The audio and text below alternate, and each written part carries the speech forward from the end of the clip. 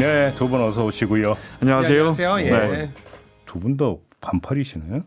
긴팔이긴 합니다. 긴팔은 예. 이제 거두셨고 예. 김 기자는 아예 반팔이시고. 더우세요? 아니요, 아침엔 좀 추워요. 아침에 네. 아직도 낮에는 싸늘하던데. 네. 예.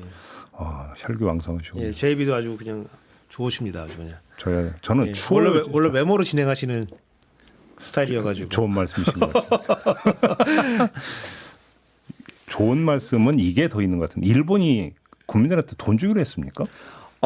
열린 여당이 검토하고 있는데 액수가 경제 규모가 우리보다 큰 나라니까요. 근데 그 이야기 먼저 드려야겠는데 우리 저 25만 원 뭐 이렇게 현금 준다 그러면 이제 우리 언론이 현금 살포라는 표현 쓰거나 뭐 퍼주기 우리는 이렇게 프레이밍이 딱 걸리잖아요. 근데 일본뿐 아니라 일본은 원래 이거 되게 오래전부터 했어요. 현금 많이 주고 현금 줬는데 잘 어르신들이 안 쓰니까 뭐 헬리콥터 머니 뭐 이런 말 예, 있죠. 이제 저 쿠폰으로 줘서 언제까지 쓰게 못 이렇게 해서 하는 거 다 일본이 시작한 거거든요. 근데 지금 이제 관세나 경기가 안 좋다고 해서 자민당이 한 5만 엔 1인당 그러니까 50만 원. 50만 원. 오. 그 열린여당의 공명당 이런 데서는 무슨 소리야? 10만 엔, 20만 엔, 200만 원 정도는 1인당 주자. 그런데 여당은 하자 해서 다음 달쯤 이제 통과시킬 것 같아요. 1인당. 네, 네. 오, 드리고 싶은 말씀은 이렇게 현금 주는 거 그게 그러니까 뭐 줄 수도 있는 거예요. 우리에게 맞는 제도를 찾아야지. 이거 주면 뭐 또 어느 교수님이 또 얼마 전에도 보니까 뭐 베네수엘라 된다. 그렇지 않아. 가난한 나라 이런 거 못해요. 네, 선진국들 이런 정책 많이 하고요. 수많은 정책들이 있어요. 우리 언론이 잘 보도하지 않아서 그렇지. 이게 제가 작년인가 칼럼 쓰면서 찾아봤는데 뭐 호주 같은 나라는 저 청년 수당 있잖아요. 18세 우리도 지금 조금 이야기가 나오고 있는데 18세, 24세 세상 출발하면서 나라가 조금씩이라도 도와줄게 해서 매달 한 2주에 한 번씩 한 4만 원씩 줘요. 2주에 한 번씩. 그럼 한 달이면 80만 원 넘죠. 근데 이게 부모님 밑에 살면 한 40만 원, 나가 독립에 살면 한 47만 원, 뭐 이렇게 둘이 동거하면 한 50만 원, 동거했는데 애가 있다 그러면 한 70만 원. 이렇게 2주에 한 번씩 준다고요. 오, 그래요? 수많은 제도가 있습니다. 그러니까 싱가포르 우리 언론이 싱가포르 같은데 이렇게 뭐 세율 이렇게 뭐 이런 거 한다든지 또는 뭐 필리핀 가사 도우미 할 때 우리가 이제 필리핀 경제 인용을 많이 하는데 이런 보도는 안 하세요. 필리핀 정부도 작년 12월에도 또 한 7, 80만 원 줬어요. 싱가포르 정부도요. 네. 그리고 이번에 또 주기로 했거든요. 한 60만 원에서 한 65만 원 정도. 네. 소득 기준으로 1억 5천만 원 이하 뭐 소득 가진 모든 국민에게 주기로 했거든요. 그러니까 왜 우리나라만 이렇게 짜요 그러면 노씨? 그러니까 이런 것도 그 나라는 잘 사니까 준다. 우리는 아직 멀었다. 이 지적도 사실은 예를 들어 싱가포르 국가 부채 비율을 찾아봤더니 GDP 대비해서 170%예요. 우리는 이제 아직 뭐 많이 올라갔지만 50%도 안 되잖아요. 네. 그러니까 다시 말씀드리지만 할 수도 있고 안 할 수도 있고 여러 나라들이 이런 제도를 뭐 대만도 지금 뭐 여러 번 했고요. 예, 그러니까 이런 제도도 할 수 있다 이렇게 이해하시면 될 것 같아요. 그거에서 조금 뭐 좀 말씀드리고 싶은 게 몇 가지 있는데 하나는 이제 우리나라는 이제 파이프라인이 지금 확보가 좀 안 돼 있어요. 돈을 꽂아주고 싶어도 어떻게 꽂아줘야 될지 방법이 지금 사실 그러니까 사실상 선별 지급일 경우에 아니 뭐 선별 뭐 일괄 지급하더라도 확보할 네. 아니 파이프라인이 없어요. 이거를 예컨대 미국 같은 경우에는 그 소득세 납부했던 그 통장에 역손으로 꽂아주거든요. 그래서 이제 여기다 세금 냈으니까 우리가 세금 환급해 준다. 그러면서 돈을 꽂아줄 때는 그렇게 거꾸로 꽂아줘요. 그리고 이제 뭐 유럽 같은 나라 선진국들은 대부분 사회보험이 광범위하게 되어 있기 때문에 사회보험에 이제 역순으로 꽂아주면 되거든요. 네. 근데 우리나라는 이걸 꽂아줄 데가 없어요. 그냥 근데 아니 확보를 안 해놨어. 예컨대 사회보험은 건보 빼고는 가입률이 굉장히 낮기 때문에 그걸 꽂아줄 수도 없고 그리고 과세를 한다 그래도 소득 파악이 제대로 안 되기 때문에 그대로 꽂아줄 수도 없고 그래가지고 그거는 별로 중요한 문제는 저는 아닐 거라고 봅니다. 왜냐하면 네. 주기로만 한다면 신청을 하라 해도 다 할 거예요. 그 우리도 이제 과거에 저 코로나 때 몇 그건 차례 좀- 지급한 적이 있었는데 교수님 말씀하신 것처럼 이게 좀 복잡하긴 해요. 저는 이제 요거를 이제 확보해 놔야 된다는 거죠. 이거를 네. 확보해 놔야 된다. 이제 싱가포르 같은 경우에는 이렇게 휴대폰으로 SNS가 딱 가더라고요. 근데 이제 싱가포르도 어르신들은 휴대폰이 없을 거 아니에요. 이런 경우에는 이제 복지 담당하는 그 공무원이 가서 직접 찾아가서 알리고 일단 하여튼 그 시스템은 있어야 돼요. 주기로 결정만 하시라. 일단 그리고 네. 또 그거 하나가 있고 그다음에 이제 그 이제 선별 지급 많이 말씀하시는데 선별 지급이 참 어렵습니다, 사실은. 예컨대 지금 그 이번 추경에도 그 소상공인 자영업자에 대한 뭐 50만 원 크레딧 지급한다 뭐 이렇게 돼 있어요. 그러면서 거기다가 매출액 기준을 걸었거든요. 뭐 매출액 뭐 3억 이하면 어떻게 하겠다. 아니면은 뭐 나중에 이제 뭐 페이백 상생 페이백이라고 뭐 이렇게 좀 뭐 일정 뭐 규모 이하의 이 자영업자한테 지출을 했으면 그걸 모아가지고 뭐 초과분의 20%를 다시 뭐 돈을 돌려주겠다 뭐 이런 거 했는데 이 소득 기준이라는 게 지금 우리가 파악할 수가 없어요, 사실은. 말이 좋아서 선별이지 선별 주장하시는 분들 나와서 선별하라고 하면 선별 못 합니다. 왜냐하면 올해도 지금 사실 주는 게 힘든 게 올해 지금 5월 달은 종소세 신고달 아니겠습니까? 아직 신고도 안 했어요. 근데 올해 지금 신고하는 게 작년 거 소득이거든요. 네. 그러니까 작년 거 소득도 몰라요, 우리가. 그러면 할 수 있는 게 작년에 신고한 거니까 재작년 소득 기준으로 줄 수밖에 없는 거거든요. 그럼 지금 상황, 경제 상황하고 재작년 상황은 뭐 너무 다르겠죠. 그래서 이걸로 선별한다는 것 자체가 사실은 안 맞는다, 사실은. 그래서 굉장히 좀 어렵다. 이렇게 두 가지 점에서 조금 앞으로도 이런 상황이 자주 올 거기 때문에 좀 개선을 해놔야 된다. 예컨대 뭐 전국민 뭐 지급을 위한 계좌를 다 개설을 해 놓는다든가 아니면 서명을 미리 다 받아 놓는다든가 뭐 해서 뭐 그런 방법들 좀 파이프라인을 구축해 놔야 된다. 이제 주지 말자가 아니라 그런 파이프라인. 준비부터 해야 된다. 네, 파이프라인. 네. 예. 하나만 더 이야기 나온 김에 그 한 경제신문에서 제가 우연히 본 한 경제신문에서 똑같은 기사를 며칠 간격으로 나오던데 하나는 우리가 민간 소비가 한 1년에 한 1천조 원 조금 넘는데 근데 뭐 이게 25만 원씩 하면 13조인가 12조 든다 그랬잖아요. 그러니까 이게 무슨 효과가 있느냐 이런 칼럼인가 사설이 하나 있었고 며칠 있다가 갔던 신문에서 그 인플레 유발한다. 그러니까 앞뒤가 안 맞잖아요. 네. 그러니까 효과는 있는데 인플레를 유발하든지 효과가 없으니까 인플레를 유발하지 않던지 근데 이렇게 해야 되는데 이게 무조건 반대만 하다 보니까 이런 그 자가당착의 논리가 나오는 것 같아요. 거듭 말씀드리지만 할 수도 있고 안 할 수도 있고 우리 식에 맞는 재정을 왜 아낍니까? 어떤 소중한 순간에 쓰려고 아끼는 거예요. 아끼려고 아끼는 게 아니고 지금 만약에 우리 경기가 너무 꺾이고 있다. 2% 하던 나라가 1% 하다가 0. 몇 프로로 꺾이고 있다. 이러면 좀 마중물을 대서 또 앉아 있는 사람, 넘어진 사람, 누워 있는 사람들이 일어날 수 있게 그렇게 하는 게 재정의 목적이죠. 알겠습니다. 자, 그 문제 그 정도로 하고요. 네. 그 뉴스가 들어온 게 체코 원전 최종 사인하기 직전에 지금 급점거 딱 급제동이 걸렸다고 하는데 왜 그런 거예요? 그 이제 그 떨어진 그 웨스팅하우스하고 미국 그 프랑스 전력공사하고 우리가 경쟁해서 우리가 이제 최종 선정이 됐었는데 프랑스 전력공사에서 이것저것 계속 소송을 하면서 그 체코의 지방 법원에서 그러면 지금 최종 계약을 해버리면 저쪽에서 이의 신청한 게 아직 최종적으로 확인이 안 되는데 프랑스 전력공사에서 그거 지켜본 다음에 최종 계약해라 이렇게 지방 법원에서 브레이크를 걸었어요. 그래서 우리는 산업부 장관이나 여러 국회의원분들 다 비행기 타고 가서 이제 서명식 하고 이렇게 여야 의원들까지 다 가려고 했는데 비행기 딱 내려 보니까 이게 계약이 연기됐습니다. 이렇게 돼서 모양새가 조금 안 좋았습니다. 이게 그러니까 가처분 결정인 거죠. 그렇죠. 네네. 그러니까 좀 그러면 기다려랍니다. 네. 좀 기다려라는 거. 그러면 이제 이게 본안으로도 갈 수 있는 거 아닌가요? 지금 본안 뭐 진행하겠죠. 근데 그러면 시간이 또 한참 걸리는 거 아닌가요?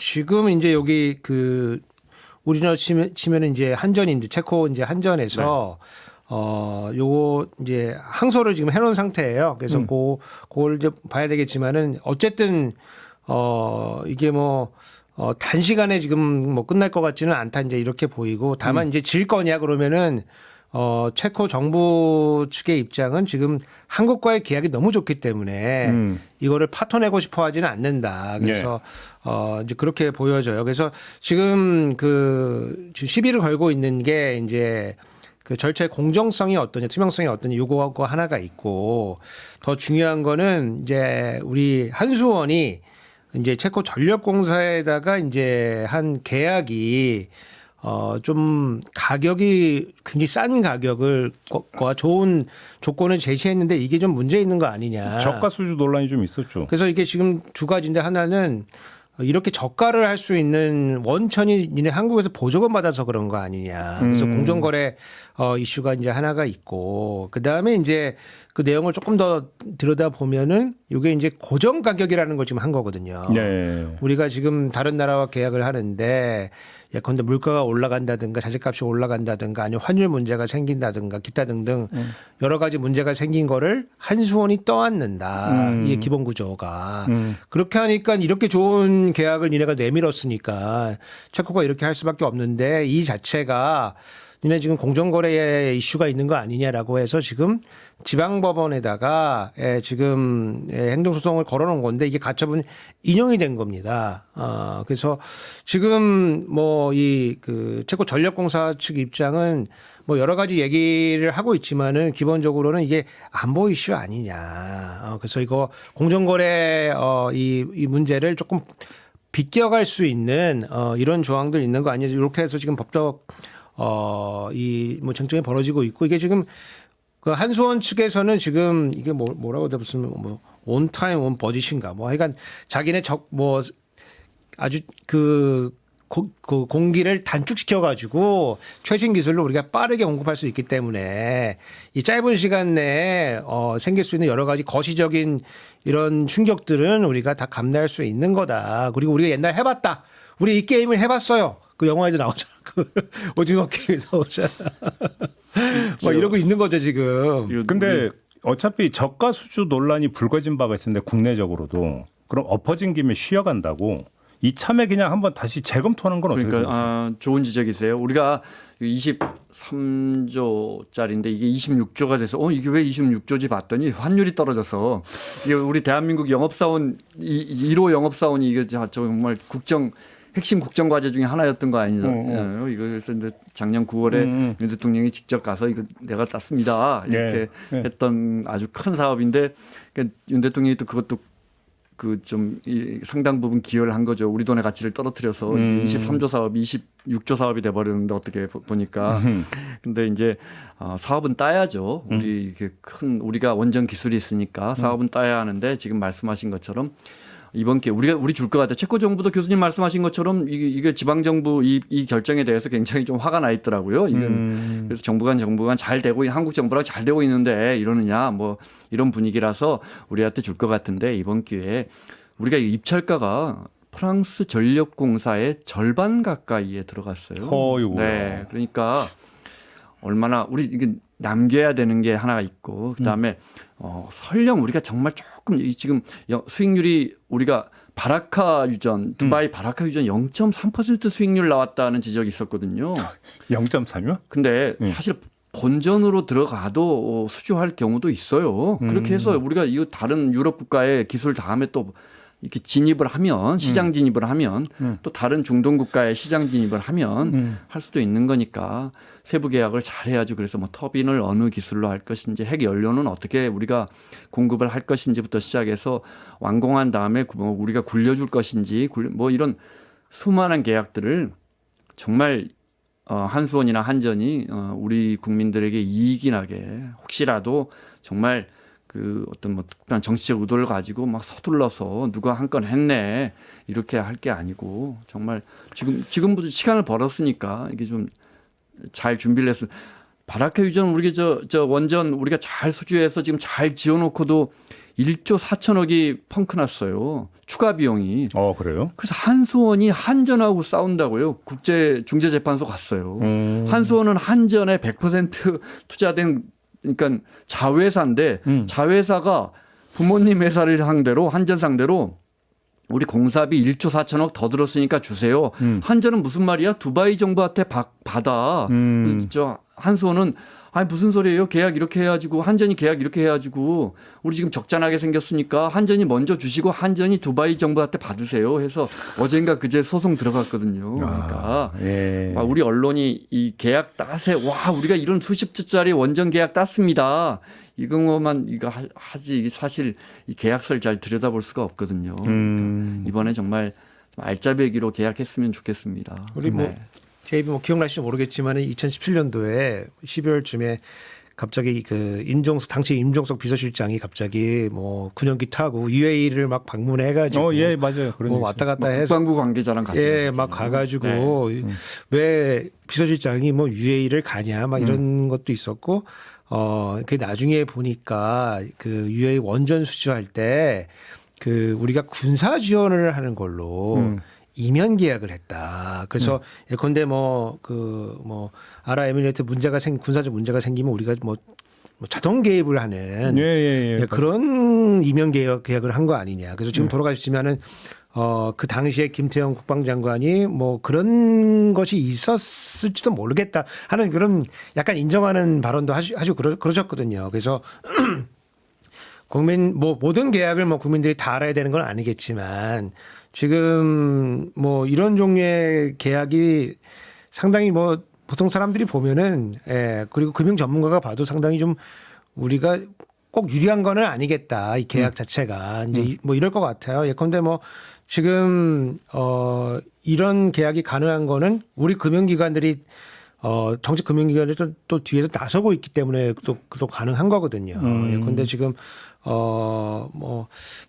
기억나실지 모르겠지만은 옛날에 수쿠쿠 채권이라는 걸 발행한다고 난리가 난 적이 있어요. 뭐예요? 그게 이제 이슬람 기독교계에서 아주 이슬람계에서 이슬람 그 율법에 따르면 이자를 줄 수가 없거든요. 아 그런가요? 예, 이자를 줄 수가 없어가지고 되게 좋은 율법이다고. 서로 이제 그러니까 고리대금 이런 거 성경에도 많이 나오잖아요. 성경에서도 사실 예수님이 그거 하지 말라고 그러니까. 그래서 이자를 줄 수가 없어가지고 근데 그때 UAE랑 이제 계약할 때 이제 우리나라가 이제 UAE 돈을 빌려주고 거기서 이자를 받고 이렇게 해서 같이 사실은 그 금융상품이랑 원전이 같이 들어간 거거든요. 근데 이자를 줄 수가 없으니까 이제 이슬람에서는 이제 스쿠쿠라고 하는 이제 돈을 빌려주는 게 아니고 자산을 얘네가 소유해서 임대를 받아간다.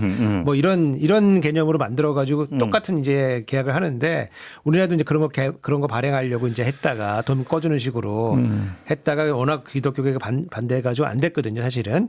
여하튼 파이낸스가 같이 들어가는 겁니다. 지금 이 체코도 맞아요. 지금 첫 번째 이제 이 원전은 이제 체코에서 돈을 대는 거지만은 그 이후에 이어지는 것들은 우리가 혹시 니네가 필요하면은 우리가 돈 빌려줄 수 있어 해가지고 수출입은행이랑 이제 무역법무공사랑 해가지고 금융 지원을 할 수 있는 의향서를 같이 냈어요. 물론 이거 이렇게 내는 거는 일반적으로 내는 거긴 한데 그래도 이제 여차하면은 이제 우리 세금이 거기에 이제 들어갈 수가 있는 이제 이런 구조기 때문에 우리가 자동차 사면은 월말에 사면은 이제 영업하시는 분들이 막 물량 밀어내잖아요. 네, 맞아요. 실적 때문에. 근데 혹시 이런 경향이 있는지 한번 좀 점검 잘 해봐야 되겠다. 이제 생각이 들긴 합니다. 상황이 이렇게 돼버렸다면 차라리 차기 정부에서 좀 재검토할 여지가 있다고 보세요. 어떻게 보세요? 선거 결과가 어떻게 될지 모르지만 다시 들여다보게 됐어요. 결과적으로는. 그러니까. 이제 한 그래서 달도 안 변경 남았기 가능성도 때문에 좀 있을 수 있을까요? 어떻게 보세요? 근데 중요한 건 우리가 이런 계약을 조건을 좋은 조건으로 해서 계약을 따와야 한다는 게 중요한 것이고 어느 조건이 수주하냐 이건 중요한 게 아니고 물론이죠. 지금 교수님 말씀하신 것처럼 이게 4개의 원전 중에 이제 하나는 지었고 2개를 우리가 짓는 건데 체코 정부는 돈 없어요. 분명히 돈 없습니다. 실제 그렇게 외신 기사도 나왔고. 근데 이거 이제 지금 계약서 상으로는 아마 체코 정부가 20%인가 짓고 나면은 80%를 시행사로부터 이제 인수하는 그러니까 체코 정부께 내는 거죠. 그러면서 이제 그때 재정을 집행할 것 같다는데 돈이 없는데 어디서 집행해요?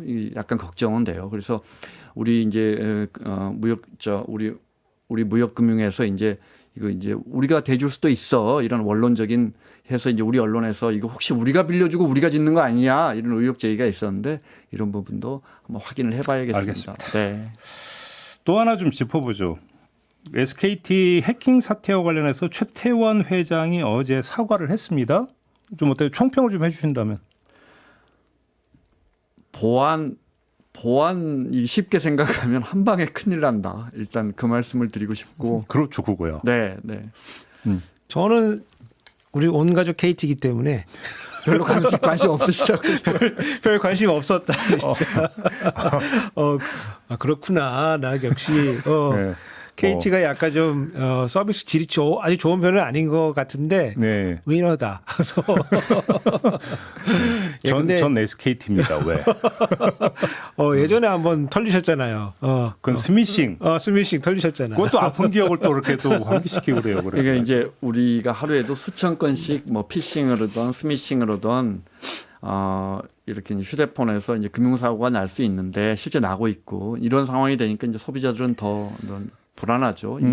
유심 전체가 다 털렸고 그것도 2,300만 가입자를 갖고 있는 SKT가 털렸으니까 과거에 KT하고 LG U+ 털렸을 때 얼마나 그때도 요란했었어요.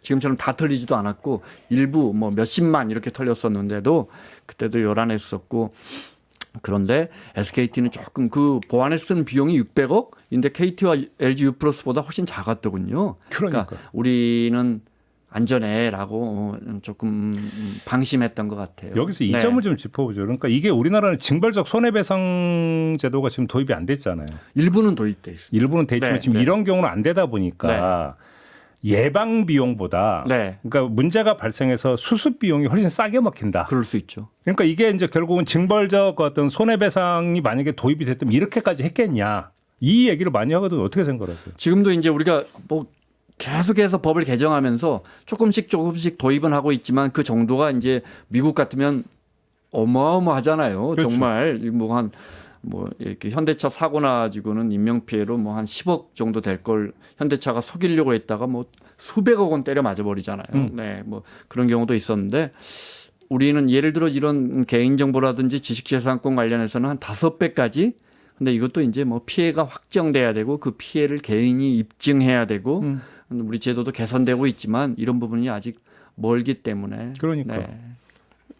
그러니까 이제 우리가 이제 대륙법 전통을 따르고 있기 때문에 기본적으로 손해 본 거 보상해 주면 되는 거 아니냐. 그렇죠. 예, 그러면 근데 그것도 그러니까 네가 입증해 이렇게 가잖아요. 그러니까 네가 손해 본 거 네가 입증해야 되고 그래서 뭐 위자료나 이런 거를 우리가 뭐 잘 그 법원에서도 잘 인용을 잘 안 해주고 있기 때문에 그리고 인용해 주더라도 규모가 굉장히 작아가지고 맞아요. 소송 비용이 더 들지. 그렇죠. 소송 이거 뭐 해봐야 힘만 들고 그리고 이제 저희가 이제 뭐 양벌 규정이라고 하는데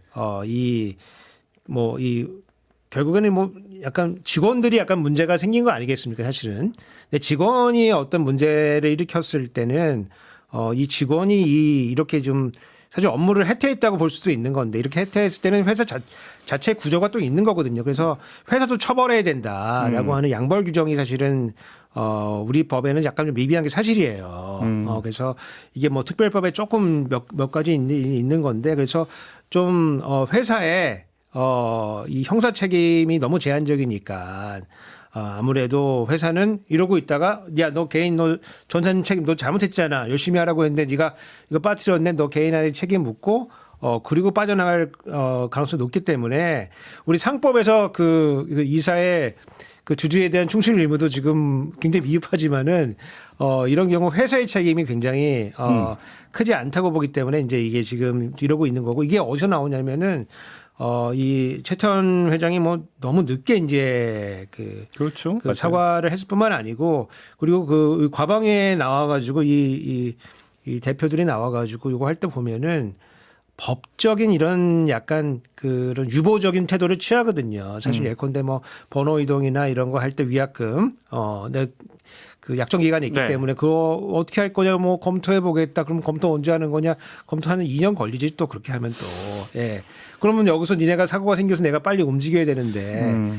예. 이런 거는 어떤 거냐면 이익 받을 때는 이제 이사들이 이 지배주주를 위해서 봉사를 하고 손해볼 때는 우리 다 같이 대주주들이 다 같이 손해보고 뭐 이런 구조기 때문에 아무래도 조금 법적으로도 조금 더 강화를 이게 좀 더 강화를 할 필요가 있는 거 아닌가 그렇게 보고 있습니다. 예. 유심은 다 털렸지만 이제 저도 기술적인 건 잘 몰라서 근데 그 IMEI라는 개인 식별 번호, 네 우리로 따지면은 뭐 주민번호 같은 건가 봐요. 이동통신할 때 이제 정보통신부에서 이제 그건 털리지 않았다 다행히. 그래서 우리가 이제 요 휴대폰으로 유심이 털렸기 때문에 혹시 내 은행 정보 어디 계좌랑 연결돼서 돈이 빠져나가는 거 아니냐 이런 부분은 많은 전문가분들이 공통적으로 그렇게 하긴 쉽지 않다. 왜냐하면 우리 이제 2차 뭐 공인 인증서도 필요하고 뭐 OTT도 필요하고 뭐 이렇게 하니까 이렇게 빠져나갈 수 너무 우리가 우려할 필요는 없겠다. 근데 이제 제도적 측면에서는 지금 말씀하신 것처럼 근데 그 피해가 나더라도 이게 피싱으로 당한 건지 뭐 스미싱으로 당한 건지 이게 한 1년 있다 피해가 났는데 그렇죠. 피해가 났는데 이게 SKT에서 이 유심 털려 가지고 한 건지 이걸 개인이 입증하는 건 굉장히 어려운 일이란 말이에요. 그럼 이러면 그러면 이제 정부가 나서서 제도를 좀 개선해 줄 필요가 있는 거죠. 그러니까요. 네. 정부도 나서야 되고 제가 볼 때는 국회도 좀 어떻게 좀 그 법적으로 좀 보완할 수 있는 거 아니겠습니까? 뭐 그럴 것 같고, 아니, 그러니까 제가 그 청문회를 보면서 되게 약간 이해가 잘 안 됐던 거는 이제 뭐 예컨대 유심보호 서비스 가입하면 뭐 네. 이게 되지 않냐, 뭐 아니면 eSIM으로 바꾸면 되는 거 아니냐. 근데 유심보호 서비스를 뭐 전원에게 다 해주면 되는 거 아닌가. 그런데 그러면 저기 이제 해외에 나가 있는 사람들이 문제가 된다고. 그렇다면서요. 그러더라고요. 네. 그것 때문에 유심보호 서비스가 지금 이제 어젠가 그제까지 해서 2,300만 명 다 가입은 됐어요. 네. 유심 교체는 굉장히 늦어지고 있는데 그래서 이제 어디서 복제한 유심으로 그러니까 김종배라는 사람이 또 이게 움직이면 바로 확인이 돼서 그거는 막을 수 있게 됐는데 네, 이제 위약금 문제는 사실은 우리가 핸드폰 가입하는 조건이 굉장히 독특하잖아요. 이 단말기가 너무 비싸서 우리가 뭐 약정해가지고 할인받잖아요. 그래서 만약에 위약금을 사실 소비자 입장에서는 이번 기회에 진짜 위약금 한번 화끈하게 털어주지 이렇게 이야기하는 건 당연한데 위약금을 그럼 우리 위약금 안 받겠습니다 하면 어제 이거 약정 가입해서 한 120만 원 할인받고 A라는 요금제 가입한 사람 입장에서는 그럼 당연히 옮겨가죠. 옮겨가죠. 이거 이제 위약금 없어지니까 그럼 휴대전화 공짜로 산 게 되잖아요, 사실상. 그래서 SKT 입장이 뭐 그런 부분은 이해는 됩니다. 네. 알겠습니다. 아무튼 그 가장 근본적인 문제를 돌아가면 좀 허술했다. 네. 방비를 그러니까 소홀히 했다 이거잖아요. 네. 그러면 방비를 그러니까 강화할 수 있게 강제 방안이라도 강구를 해야 되는 거 아니냐. 그러면 기업의 자발적인 노력 갖고는 안 되는 거니까 강제할 수 있는 법적 제도적 이게 좀 필요하다. 이런 얘기로 좀 어떤 집중이 되는 것 같고 그런 점에서 이제 정부가 이제 철퇴를 들어야 되는 부분도 있고 국회가 이제 법을 좀 강화해야 되는 부분들도 있는 것 같고 요 얘기가 좀 되는 것 같습니다. 네, SKT가 시가총액이 한 11조 정도 되는 뭐 우리가 아는 뭐 우량 기업인데 제가 볼 때 이번에 최소 수조 원 손실 납니다. 기업 이미지 훼손부터 시작해서 이미 빠져나가는 고객들로 시작해서 그러니까요. 뭐 소일거 외양간 고치는 격이 안 되게 정말 이번에 이제 정말 굉장히 뜨겁게 놀랐을 테니까 네. 네, 문단속을 잘해야죠. 알겠습니다. 네. 그 사후에라도 고칠 건 고쳐야죠. 그죠? 물론입니다. 네. 네. 자, 이렇게 오늘 이야기 좀 마무리하겠습니다. 두 분 수고하셨고요. 저도 물러가겠습니다. 고맙습니다. 감사합니다. 고맙습니다.